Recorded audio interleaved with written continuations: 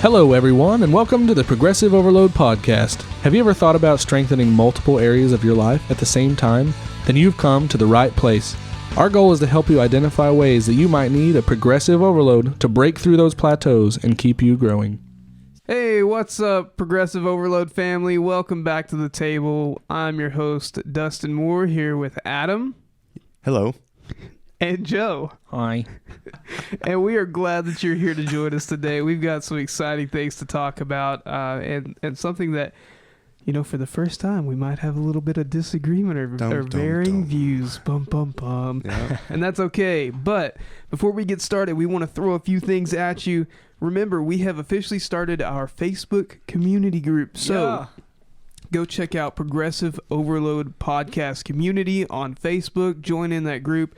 We are planning to post different updates and questions and hear from you guys. We want feedback from y'all, and that would be a perfect place for us to do that, as we are, as we've said before, building a community to engage with, interact with, and hold each other accountable. There's already been some people joining that, and I think there's more and more by the day. Yeah. And so you don't want to miss that. Make sure you go find that group. So, guys... Update time. Our contest. Big week this week. We only have a couple more weeks, right? We do. We are on like 16 days. 16 days, man. It's almost that final countdown. Man. And I don't know about you guys. I'm pretty excited. You know, I'll be honest. Sense of accountability. Haven't ate the best this week, but had a pretty solid weigh-in this week. Was a little excited. Maybe got a little too excited. It's okay. We got a few more weeks to go. For those of you who aren't or haven't followed our contest and updates, our goal is to lose 9% body weight. In 60 days, right? Yeah, I think it's a little over 60 days. It's a little over 60 days. And as of Monday, guys, I was 8.9%. Yeah. So I'm like right there. I can feel it. It's right there. It's in your grasp. It's in the grasp. That's right. That was pretty encouraging start to my week. But how are you guys doing, Adam? All right, so I am a little bit on the opposite end of your spectrum. I had a really good start and a pretty good middle, and now that we're towards the end, I've had about 3 weeks where the scale has told me 0 and 0, and then the third week it was 0.6, and so I'm still in the negative category, so I'll celebrate that. Yeah. But I can empathize with anybody that steps on the scale after they've done put in the work and put in the effort, and the scale just tells you it didn't happen. And so I do have a little bit more empathy for any of our listeners that have gone through that or are going through that. Yeah. But I even texted Joe at some point early this week, and I said, stop me from doing something crazy so that I don't try to just kickstart my body into something stupid. You called me, actually. And so, I was pretty serious about to go off the edge and go, I'm just going to go and blow it and eat what I want and just restart my body. But I stuck to the course, and I maintained, and I will continue the course and see how it goes. Yeah, and you know, that's about where I was a few weeks ago. I had that 0, if you remember, and you guys encouraged me and said, just stay the course. You know, I hit that, what I call a brick wall. For me, 250 as a weight is something that just hits me hard, and I cannot get past it. But if I do get past it, it's smooth sailing. Right. I don't have any problems past that, at least that I've seen. And it sounds like you're at that brick wall. I've made it to the brick wall and tried. I'd like to think you're punching it down right now. You're making that the way for you to get past that. So I'm excited to see you. I did not fall off the wall like Humpty Dumpty. So Joe, tell us about your I thought it was so cool when you called me the other day, and it was really neat that you know, we have this accountability relationship where you feel comfortable to call me and say, hey Joe, my mind's trying to take me here right now, and trying to convince myself that I don't need to eat healthy right now, and you know, we were able to have that honest conversation together, and I was able to kind of talk you off the ledge in a sense. So I thought that, get you that. If you don't have that, get that, because it's so cool. Find that accountability, and that is where our community group can come in. Exactly. So much for you guys. Make sure you're a part of that. Join in on that community group so that you can get the same accountability that the three of us are being able to have with each other. Yeah. As far as my my weight loss goes, I'm kind of in the same boat as Adam. I've kind of hit that wall. Haven't gained any, but I haven't lost as much, maybe like 6 ounces a couple weeks in a row. And so I still have 7 pounds to lose for 16 days. So That's I'm a gonna tough ask. Hey, you I'm guys gonna do got it. everything I coach against this week, and I'm gonna eat very low calorie. I'm gonna probably do a little bit more cardio this week just to try to get Yes, this sir. last minute. I know. Oh, Dustin. Cardio here. wins. Let's go. Yeah, cardio wins for fast weight loss that does not maintain. Hey, and so I that's will have you know, I talked to somebody this week who's been listening to our podcast, and they will know who they are. And they said, listen, you and I need to talk. You got to stick up for cardio more when you guys are recording. So, hey, I'm glad to hear this, Joe. You're making life easy for me. Well, I had a separate interaction with another listener who is actually one of my clients, or actually pretty cool. He started listening to the podcast and asked me to start training him. Yeah. And so super cool. If any of you guys are local and need some help, you know where to find me. But he thought he had this coolest story, and I asked him if I could share this. But he said the episode where you talked about losing muscle from cardio only programs. He said I am the perfect example for that. So 2019 for the Shape Up, the weight loss competition that we did, I brought a hydrostatic weigh-in truck on the first day that we did our weigh-ins. And so he weighed in, and then he did the hydrostatic weighing, which is considered one of the gold standards for measuring body fat. And then I had that truck come back on the final weigh-in. And so this gentleman told me that he did nothing but the elliptical and bike for that entire competition. He said he did not touch a weight. And he was a finalist in the competition. But when he went and did the final weigh-in, or the final hydrostatic weighing analysis, he had lost almost 12 pounds of muscle. Yeah. In 60 days. Man. 12 pounds of muscle. Wow. And I think he lost 40 pounds total, but 12 pounds of muscle. Sure.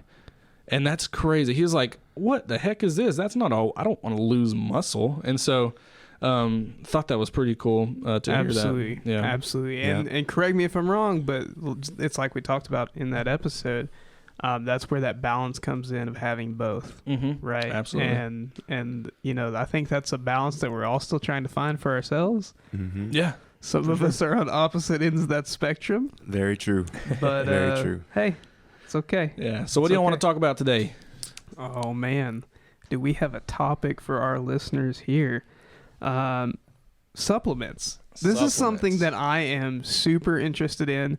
Something I've done minor bits of research on myself. Yeah. May have my own opinions, but who doesn't? Right. And I'm interested to hear and learn more about not only the role that they play and the benefits or drawbacks that they may have in using these things. Yeah. So where do we get started with supplements? Yeah, That's a great question, right? My official stance on supplements is they're never meant to replace whole food. And so if there is a supplement that is replacing whole food, then I am typically against that.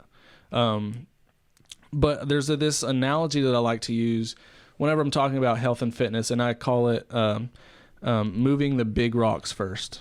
And so if you think about yourself going down a stream in a rowboat or something like that, and there's a blockade of rocks, and you can't get through to the point that you're needing. And so you're going to have to move the rocks first to get through that point. And so let's imagine each rock representing something in our health and fitness. So our big rocks are going to be whole nutrition, exercise, sleep, relationships, kind of those categories that we talk about.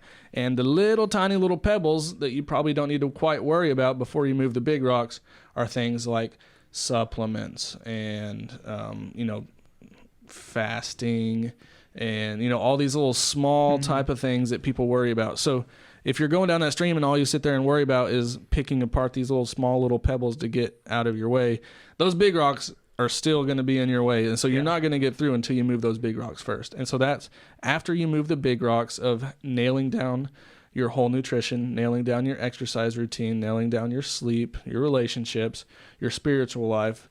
Then after you've kind of moved those, you can start worrying about those smaller type of things. Does that make any sense? Yeah. Yeah. That makes sense. So you kind of have these categorized for us in a nice, tidy way. And so the first one that we have is performance and exercise supplements. And this is a huge deal because you walk around the gym, or depending on where you're at, you may see multiple people in the gym with their shaker bottle of water and powder and a mixture of everything in between. Yep. And it might be green, and it might be chocolate, and it might be some other color in between. So what would you say to some of those people and some of us that may or may not use them in that moment for an exercise supplement? As we're going through these and identifying these things, just as an extra note, I'm interested to know if you yourself use any of these things and how you do. Okay, cool. Yeah, so in the performance and exercise related supplements, I'm just going to list them off first and then we'll talk about them. You have your pre, intra, and post workout supplements. You have BCAAs, you have fat burners, creatine monohydrate. So those are the kind of the main ones. And so as far as pre-workouts go, I personally have usually in the past life have hated pre-workouts and been strongly against them. But I started taking one a couple months ago, and I've just kind of created that a part of my habit, and now it's one of those things that I enjoy to take. It's it's a bucket full of stimulants basically, and so the what's in there is just stuff to make you it's going to make your heart beat faster, going to get your blood pumping faster, and just give you a little bit more energy as you go into the gym. So what would you say for like somebody that, and this is all over the counter stuff, right? Oh yeah. Okay, so over the counter stuff that you can get at any food store or even a box food store, you know, Walmart, HEB. Yeah, Walmart even carries it. So you can get these kind of things everywhere. Yeah. What would you say to a person that says, I might have a heart condition, or I might have something else going on with my body? Should I invest in this, or should I look into this?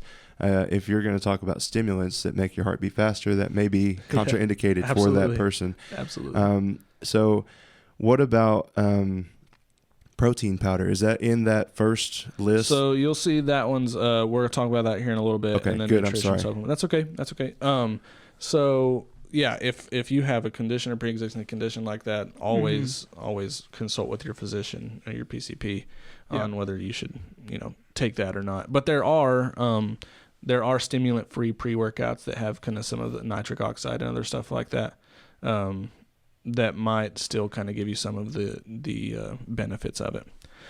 Intra workout formulas just kind of have a little extra stuff in there that's going to help you last a little bit longer throughout your workout. And saying post workout stuff is going to it's supposed to help you recover faster. Yeah. And like I said, with most of these, they're not going to hurt you, but also you don't have to have them to succeed at all. Right. So if you're having struggle paying your bills at the end of the month, supplements are the last thing you need to be worrying about, basically. So what I'm hearing you say is these are not a priority. Absolutely not. And not something that we need to focus on. There may be a little extra on top if we want it. Yeah. We don't have to have it. In most cases, it's not going to make a massive difference, right? So they're not something that we super heavy need to focus on. I know I've used pre-workout a few times, a handful of times. And I can see what you're talking about with the stimulant and the heart beating faster, blood pumping and everything. More so the pre-workout than anything else. Post-workout, I actually end up taking BCAAs usually if I take anything. But that's just me. Yeah. So what specifically about, or what is BCAAs? Branched chain amino acids. They're just they're marketed to help you recover and help your muscles recover faster. Okay. That's really kind of the main purpose of them. But sometimes people will take them intra-workout to help them last a little bit longer. But once again, there's not a whole lot of science that say that it's super effective. Okay. Speaking of science, creatine monohydrate is the one supplement that I recommend everybody in the world take.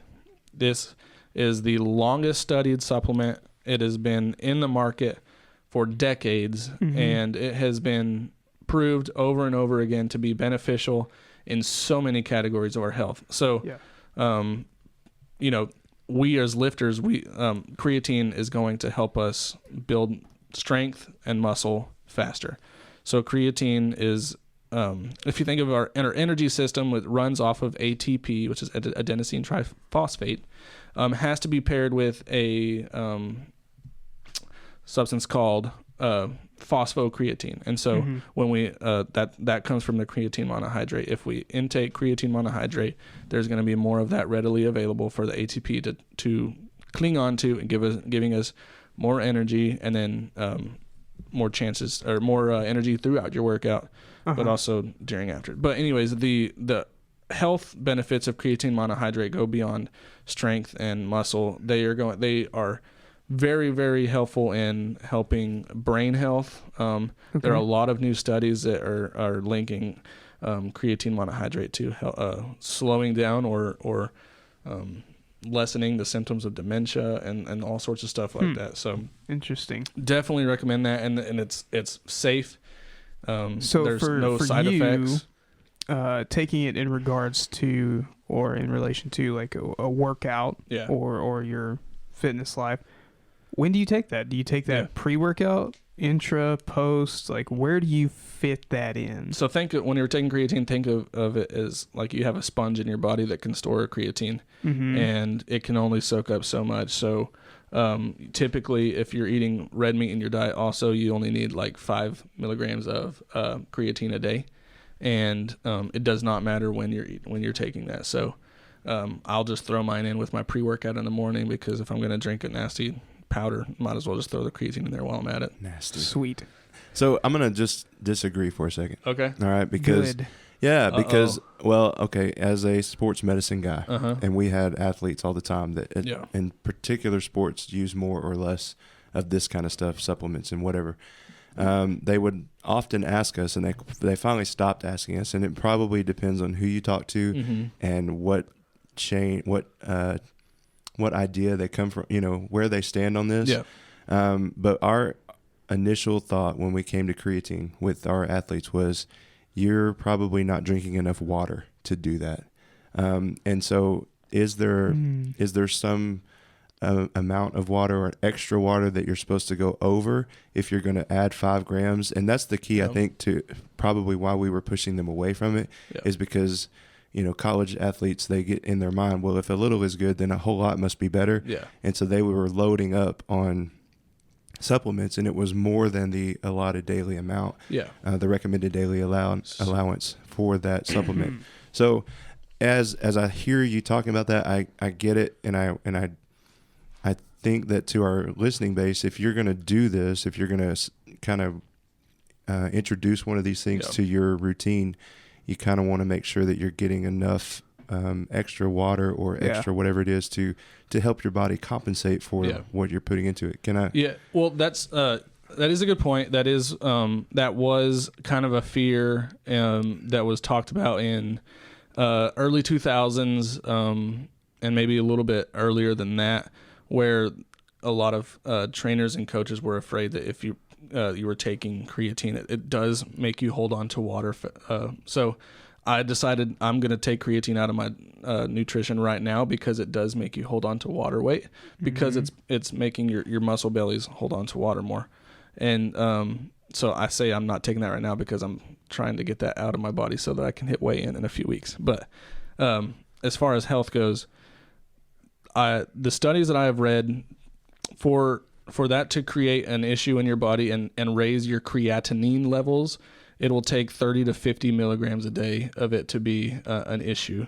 Okay. And so that's why 5 milligrams is kind of the way we need to go. So I love that though. Thank you for bringing that up. Just as to tie these two together, right? And not in regards to creatine at all, but I would say, and correct me if I'm wrong, I would say that hydration is another one of those big rocks we talked about. Oh, very true. Right. That a lot of people ignore. I carry around, and I have been carrying around, a gallon jug of water everywhere. Yeah. And when people see me without it, they've been asking me, hey, Where's the water? Yeah. Where's the jug? Did you give it a name? Did you leave it at home?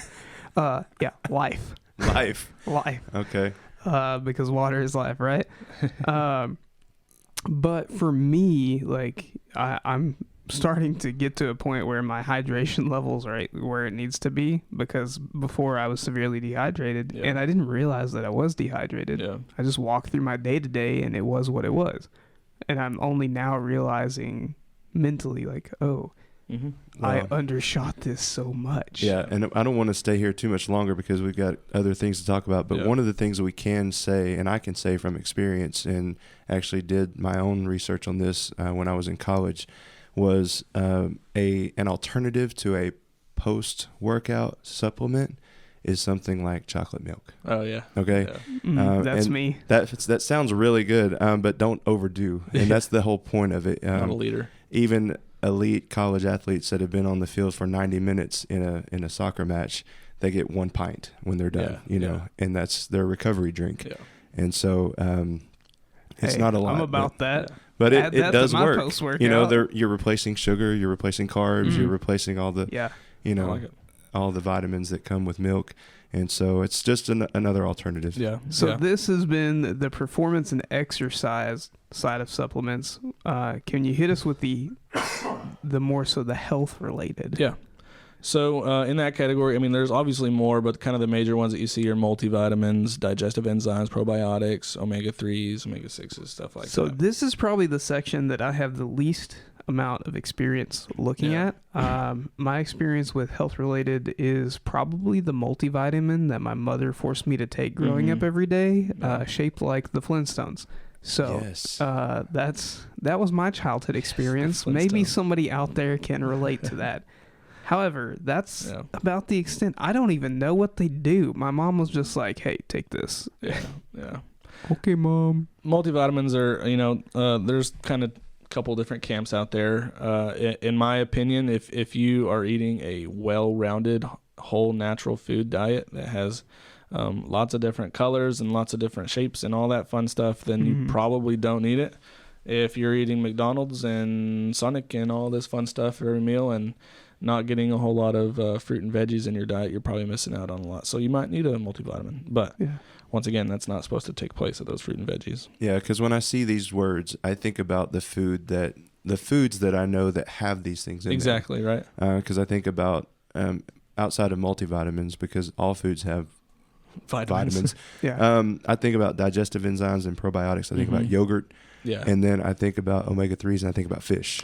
Yeah. And so if you're missing some of those things in your diet, look for the food first to put it into your diet and into your routine. And then if you are missing some of those things or can't eat that food or are sensitive to that kind of food, you may have a deficiency in one of those areas. Very good point. I guess that's a question that I might have that you might be able to clear up. You just said, eat those foods first. And if it's something that you can't have or that you're still lacking, you can add these supplements in to help you out. Yeah.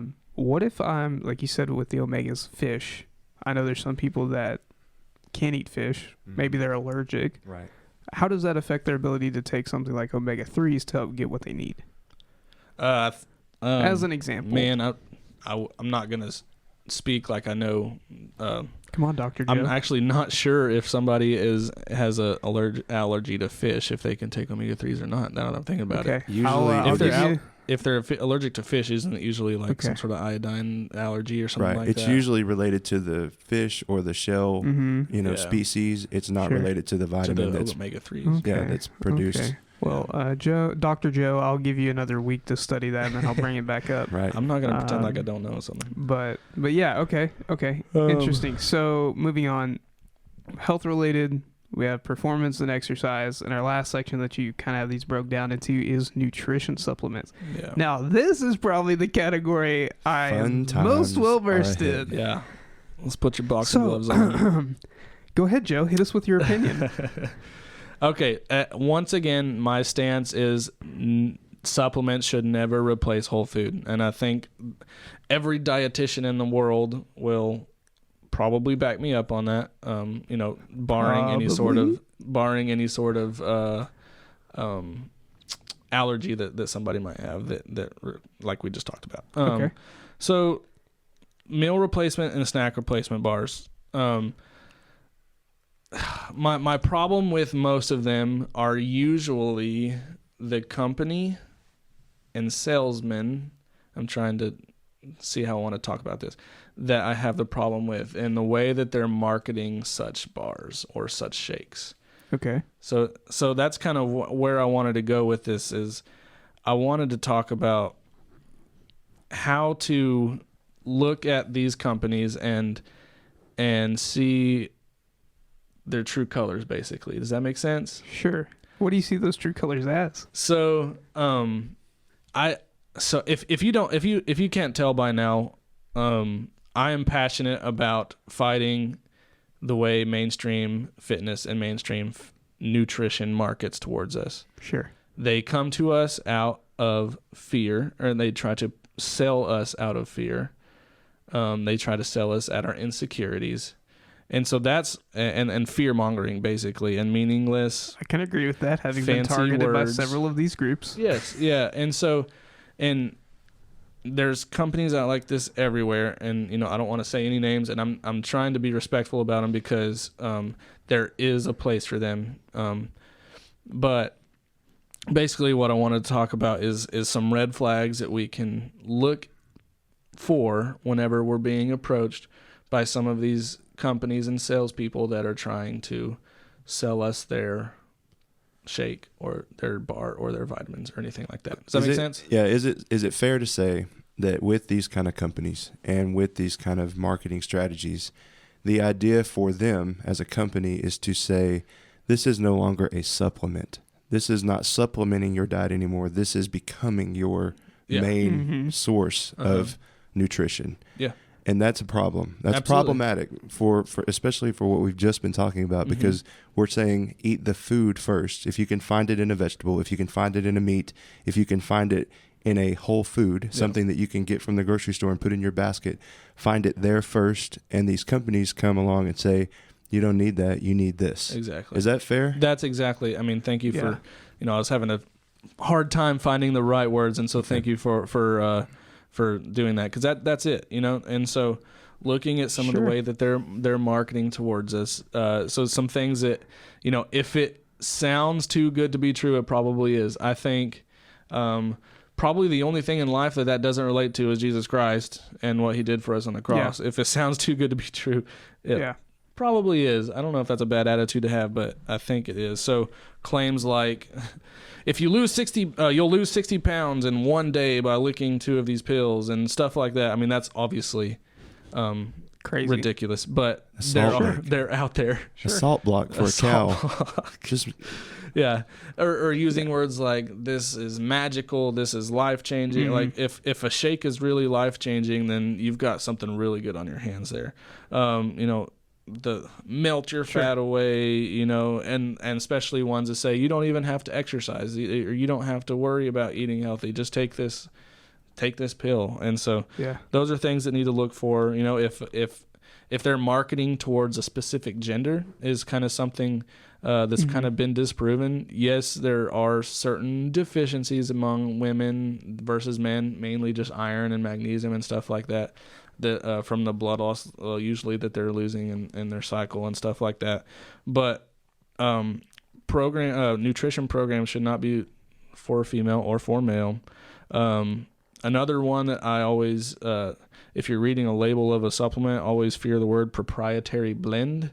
This is basically just something that they can put however many scoops of this, whatever, just throw it all in there, and this is our own proprietary blend. And so they have no clue of how much is in what, or anyway. And so, if a food group is eliminated from the diet they're trying to sell you, that's usually kind of can be a red flag. And then also one that I see a lot is when this program that they're selling has a bunch of supplements that you have to take, but you also have to pair that with a 500 calorie diet. And so you're going to lose all of this weight from this 500 from this program, and they're going to say it's all because of the supplements. These are magical shakes and magical pills. But in reality, it's the 500 calorie diet. Of course, you're going to lose weight. You're eating 500 calories a day. Yeah. Your calorie deficit is going to make sure you do. And so I went through that pretty fast just because I want to leave time for us to discuss this. Dustin, I know you have a personal perspective from this because you do. Yeah, so go ahead and start there because this is where we want to talk about what kind of role these companies can play in a person's life. Absolutely. So like I mentioned earlier in a joking manner, I have been targeted by several of these groups over the years. And each one of them had their own place and each one of them had their own results. And I'm not going to get into specifics on what the results were or what I used. I will just suffice to say that as I partook in these programs, diets, whatever you want to tagline them as, right? They were beneficial, but they were not replacements, right? Like at the end of the day, what really I needed was that shift in my perspective on nutrition, and where I got these things from was I needed my lenses changed to where I saw food for what it really was. Food is fuel, not fun, right? And for me, I know I have a personal perspective and one that is strong in to say that I will defend some of this, of course, and perhaps even disagree with you to a point of I would say they're not evil, right? It's not like they're evil. They have a role. Yeah. They have a purpose. For me, programs like this that we're talking about that has the shakes and the bars and the things that can replace and has these rules, and you paired it with the diet, it helped me to really start to take stock of what I was putting into my body, and what it gave me was awareness. That's where the shift happened. That's a good point. That's really good. It gave me the awareness and the means to, as I was beginning my journey, I didn't know where to start. I was completely lost, and I was not seeing results because I didn't know where to go. And it gave me, it specifically gave me it didn't call it a diet, it called it a lifestyle. And that's where that snap of a finger moment happened, of things started to click in my head of, oh, it's not just about what I'm eating, it's about the entirety of my life. It includes that exercise. It includes all these big rocks that I've been ignoring that are in the river that I need to take care of. Yeah. And as a part of that, as I started to continue to work through them, this kind of gave me almost like the diving board, right? It gave me the launch I needed to really get into the pool where I needed to be. That's cool. It served a purpose, and I still partake and use some of this stuff today, but in its proper role, and not to replace nutrition and where I need to be focusing. Yeah.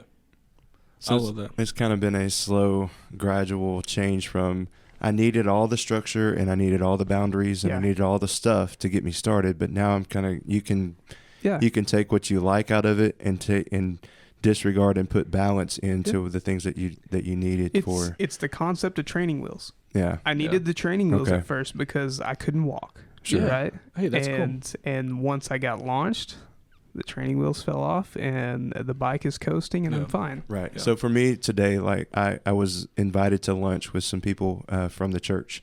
And whenever you go to the people in the church, you're going to eat. You're going to be presented with food choice that you don't have much control over. Right. And so you're invited into their home for a lunch that they have provided for you and want you to eat. Yeah. And so I did eat, and I ate cornbread, which, on a keto diet, I know. Hopefully you weren't in ketosis. All of the keto people just took a deep breath and gasped in their respective radios. Dun, dun, dun. Because, you kind of have, and yes, I could have gone away from that. I could have, just passed that over and stayed with the soup and the stew that they had. And it was not bad. It was wonderful. But I feel like I'm at a point where I have such balance with what I'm eating that I can do that for a meal and still culturally, depending on what part of the world you're in, that is part of what you do when Absolutely. you are invited into someone's home. You just eat what is available. Yeah. And so in that moment, I chose the balance of the life that I'm in and the lifestyle that I have over the strictness of my diet. Yeah. And I think sometimes when you're thinking about these replacement ideas in these companies, there's very little deviation in that. And so it's like, if you don't do this, then you won't see the results. Yep. And so it's about the balance that I feel like we're looking for as a listening audience and as a group for us together. That's good. No, I love that. And thank you for both y'all's input. And I totally agree with you, Dustin. So many people. Okay, so my mom is she was doing very, very, very, very successful things with one of these companies, making really, changing lives for a lot of people. And so by no means do I want to discredit any of that. Just the fact that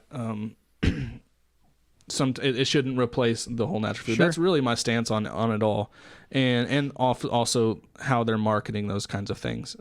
If they're overselling and over promising types of things. And so if I'm hearing you right, and just to sum this up and communicate it to our viewers, for those of you who are listening, we're not saying these things are awful, and we're not saying to completely stay away. We're saying to be careful, and remember, they have a role. And there can be use that is good. Just make sure you're not ignoring the big rocks. Perfect. That's perfect. Yeah, and so as we continue to get through this episode, and we have a few minutes left, I want to make a transition to what role supplements have in our faith. Ooh. Sure. And so what would you say when you hear, I know what we think when we hear the word supplement in our nutrition. What would you think when you hear the word supplement in your faith? Oh, are you ready? I'm ready. Okay. Podcasts, YouTube sermons, What? books, Self-help books, classes at different universities, colleges, seminaries, Bible studies within the church, programs and ministries within the church. There are all these different things that we can use to funnel into our spiritual lives. But, if we're pouring water on a dead flower, it's not going to grow. Still a dead flower. Yeah. So I want to give you guys, like I typically do, a passage of scripture that kind of encapsulates the role that these things can have in our faith journey. Mm-hmm. It's Philippians 4:8. It says this: "Finally, brothers, whatever is true, whatever is honorable, whatever is right, whatever is pure, whatever is lovely, whatever is of good repute, if there is any excellence and if anything worthy of praise, dwell on these things." Love that.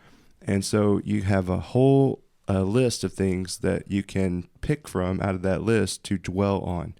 And as we talk about supplements in our faith, it can be anything from the list that Dustin just gave. Sure. It can be a book. It can be.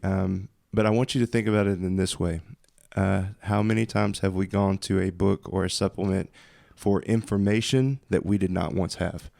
For, to fix your car, or to fix something that is broken, or to do, even to talk about our nutrition. It's information that we did not once have. We were ignorant of the information and we lacked the knowledge. Mm-hmm. And so we took an opportunity to go to another source to get more information on something that we did not understand. There we go.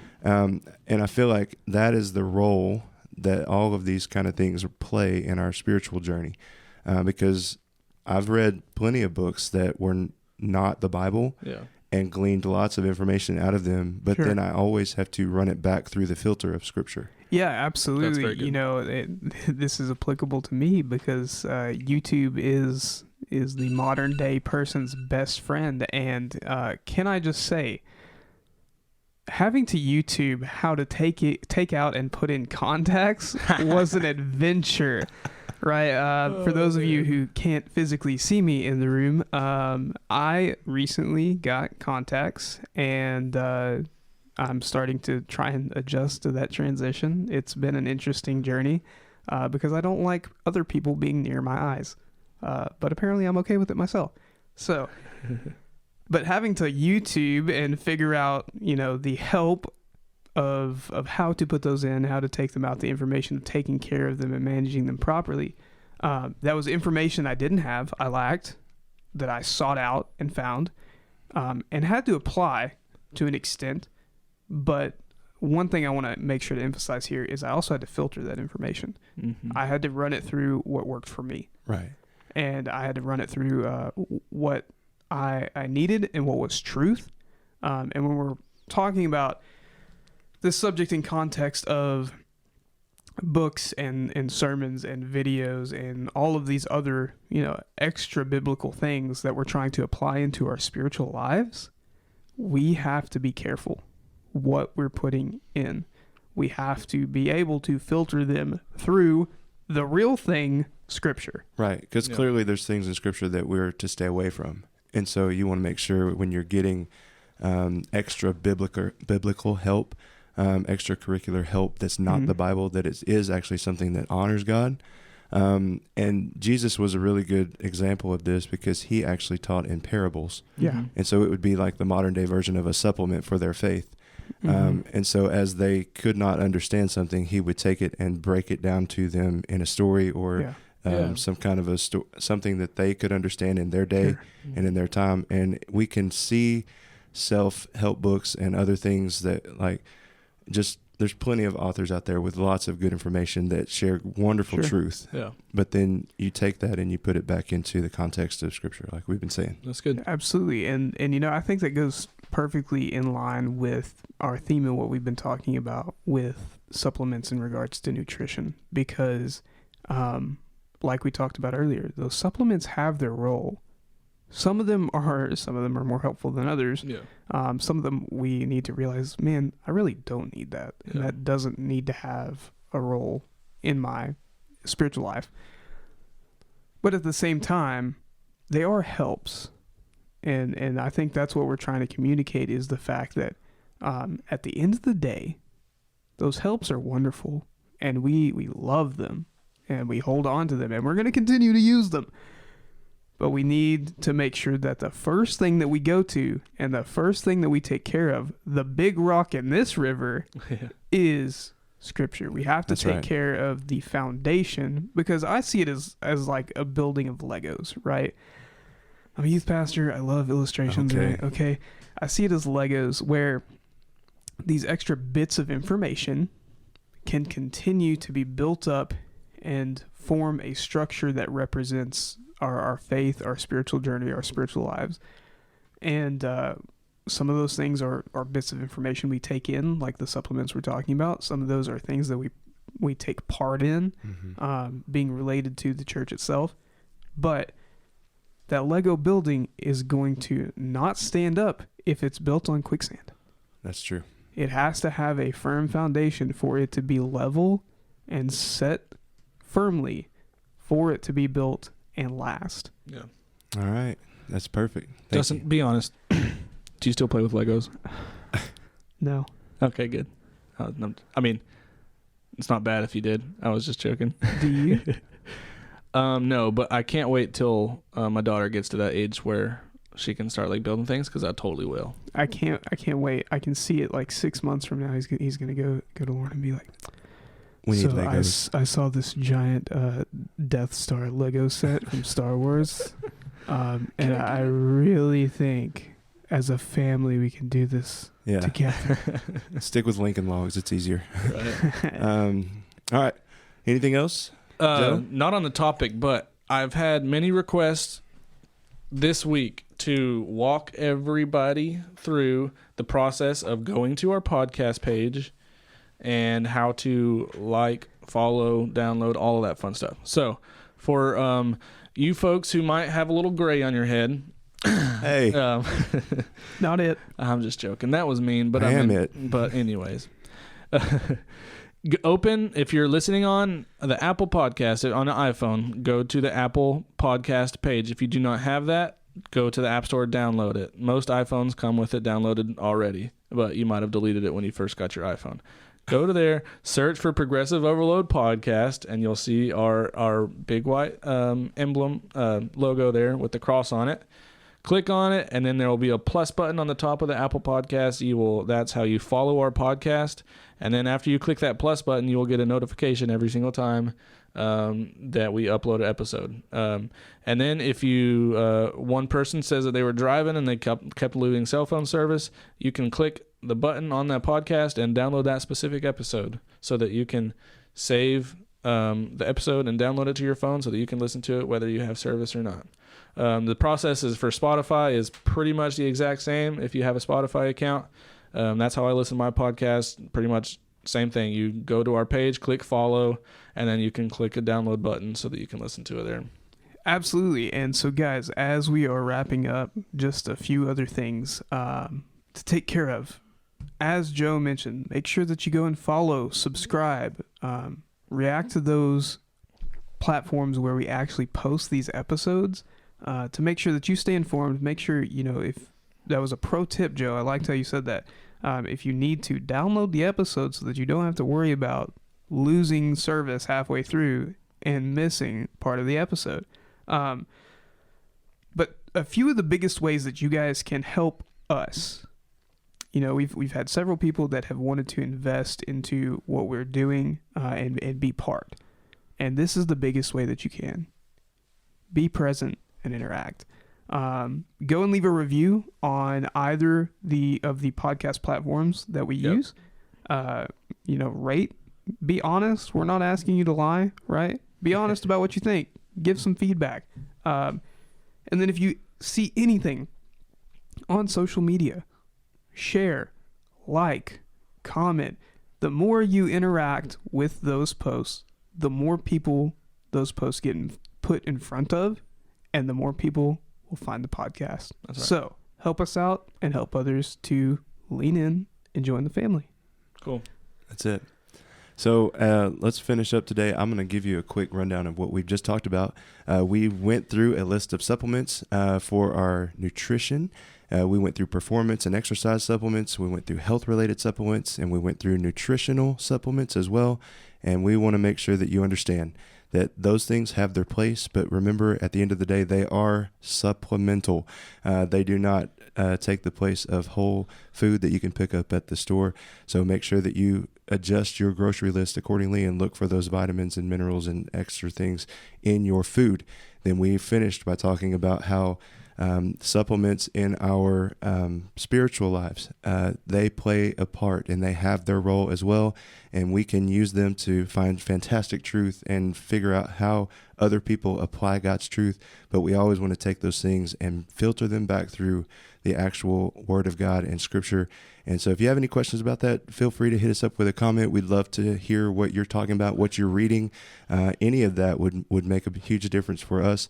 And so thank you for being a part of our podcast today. We look forward to dropping this episode and then the next one as well, right? Yeah. All right. We will see you next time at the table. Thanks for listening to the Progressive Overload Podcast. We're honored to be a small part of your day. If you have any questions, comments, concerns, or are interested in sponsoring our efforts, please feel free to reach out via email. Find us at progressiveoverloadpod@gmail.com. Don't forget to subscribe and follow our podcast so you'll be notified when our next episode drops.